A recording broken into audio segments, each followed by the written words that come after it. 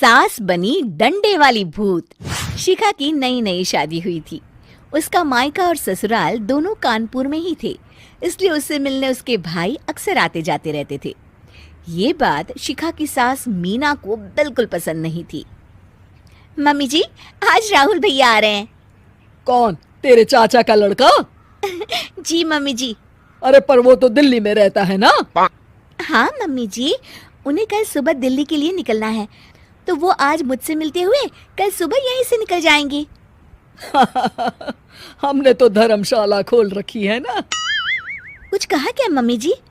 मैंने कहा हाँ हाँ, आने दे तेरे भैया को, जमकर खातिरदारी करेंगे। अब तो कुछ करना ही पड़ेगा, इससे पहले कि मेरा घर धर्मशाला बन जाए। ये कैसी बातें कर रही हो मीना? सच ही तो कह रही हूँ। अभी इसकी शादी को साल भर भी नहीं हुआ और आए दिन इसके घर वाले आ धमकते हैं। अरे तो क्या हुआ, वो इसी शहर में रहते हैं तो हाल चाल लेने आ जाते हैं। इस बार मैं उनका हाल और चाल दोनों ही बिगाड़ दूंगी। अब बहुत हो गया जी। अरे ये कैसी बातें कर रही हो, हे भगवान, बस आप तो देखते जाइए। शाम को राहुल आता है। नमस्ते आंटी, कैसे हैं आप लोग? हम लोग तो ठीक है, तुम कैसे हो बेटा? मैं भी अच्छा ही हूँ आंटी। बस आज रात के बाद नहीं रहोगे। चलिए भैया, मैं आपको हमारा घर दिखाती हूँ।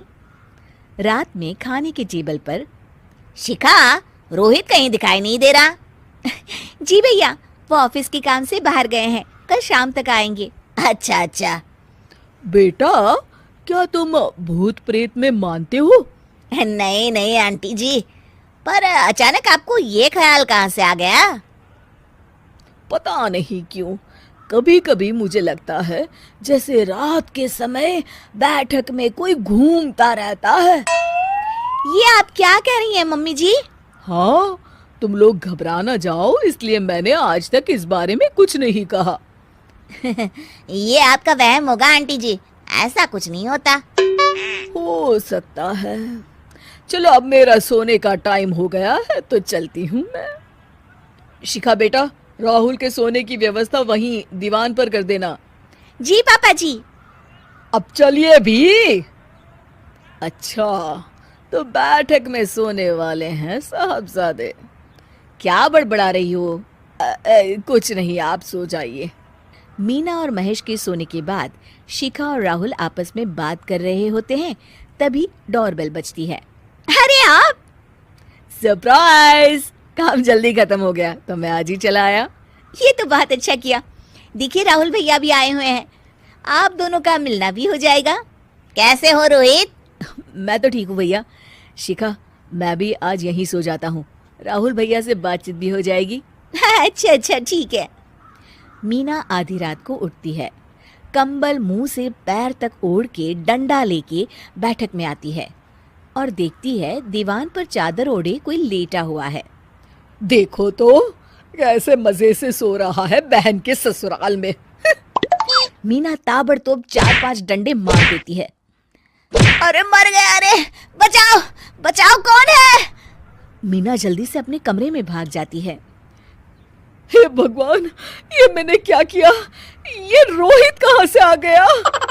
लगता है ये नालायक राहुल मेहमानों वाले कमरे में सो गया होगा। आज तो इसकी खैर नहीं। उधर बैठक में, अरे क्या हुआ रोहित? मैं बाथरूम में था, तुम्हारे चिल्लाने की आवाज सुनी। पता है भैया, मैं सो रहा था, अचानक से कोई आकर मुझे डंडे मारने लगा। ये क्या कह रहे हो? लगता है तुम भी आंटी की तरह भूत प्रेत में मानते हो। नहीं नहीं भैया, सच में कोई आया था। मैं तो जा रहा हूँ मेहमानों वाले कमरे में सोने के लिए। इस समय अपने रूम में जाऊंगा तो शिखा की नींद खराब हो जाएगी। ठीक है भाई, जाओ तुम, जहाँ तुम्हारा भूत डंडा लेके ना आ सके। थोड़ी देर बाद मीना कंबल ओढ़ के डंडा लेकर मेहमानों वाले कमरे में पहुंच जाती है। वो बिस्तर पर सोए रोहित को फिर डंडों से मारने लगती है।